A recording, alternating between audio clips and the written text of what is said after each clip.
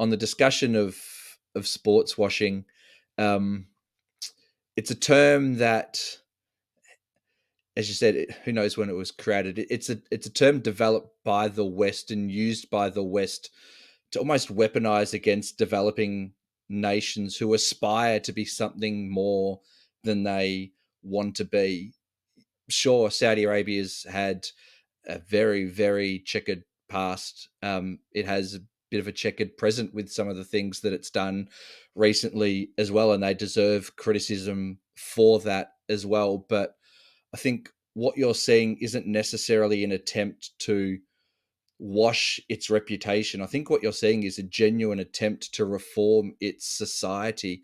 There is, Whale will correct me on the figures here, I think 60 to 70% of the population is aged under 35 or 40. So it's a very young generation who grow up on social media, who are exposed a lot more to Western culture and the way of the West, and that's what they want for their society. They're probably a little bit more liberal in their thinking as well, and that is the society that they want for Saudi Arabia. So the crown prince, for all of his faults, he knows that if he wants to remain in power, he has to provide them with the society that they want. But if 60% of the population is under 40 or 35 or whatever it is, I mean, 40% of the population is probably still from that old conservative background. So that they're sort of balancing both worlds at the moment while they sort of get themselves to the point where Saudi Arabian society has completely changed. It's changed so much already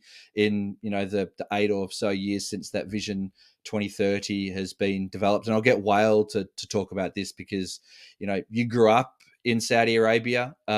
You've left the country. You've lived in other parts of the Gulf as well. You've moved back there recently. Speak to us about that term sports washing and about the change that has taken place in Saudi Arabia, and whether you see it as the same way, that it is a genuine change to reform the society rather than trying to create what the term sports washing is, I assume, trying to say that it's a mirage for us to see, whereas things actually, the reality is very different.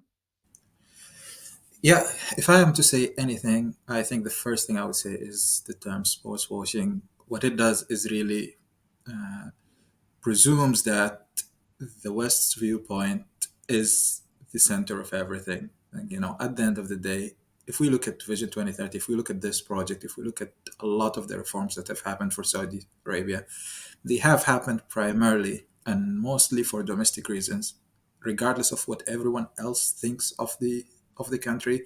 I mean, Saudi Arabia was the way it was, and it was arguably the most conservative country on the planet for 80 years, and that has not stopped it from being the United States' biggest ally, right?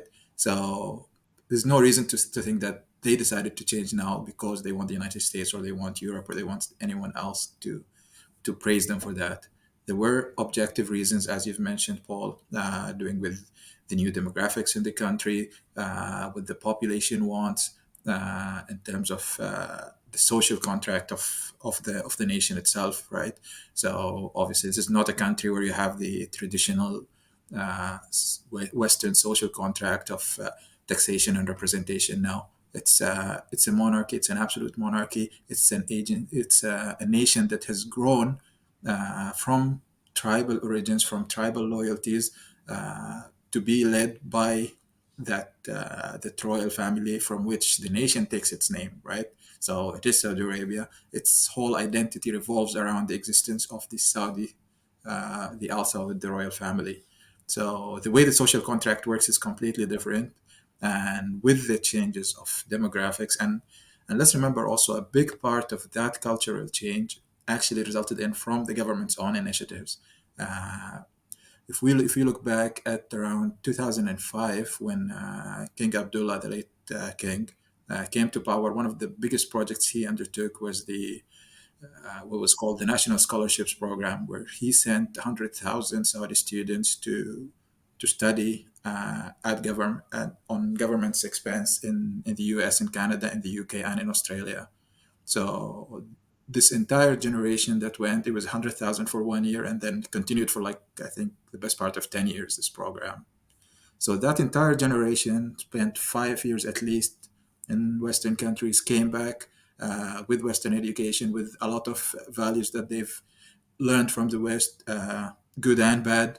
They've come in with a different way of thinking, and obviously that now they want things differently. And as you rightly said, Paul, I think in the most recent census, it was 65% under the age of 35. So that's a huge part of the population. And when you add on top of that, obviously, nearly 50% of the population that are women who have been deprived of some of their most basic rights for many decades. And the crown princes come in and obviously brought in massive changes, introducing them into the workforce, allowing them to be an active part of society. So this is the actual constituency, if that's the right word, that the government is trying to appease, if you want to say that, by making these reforms. Not at all Western media or the West in general.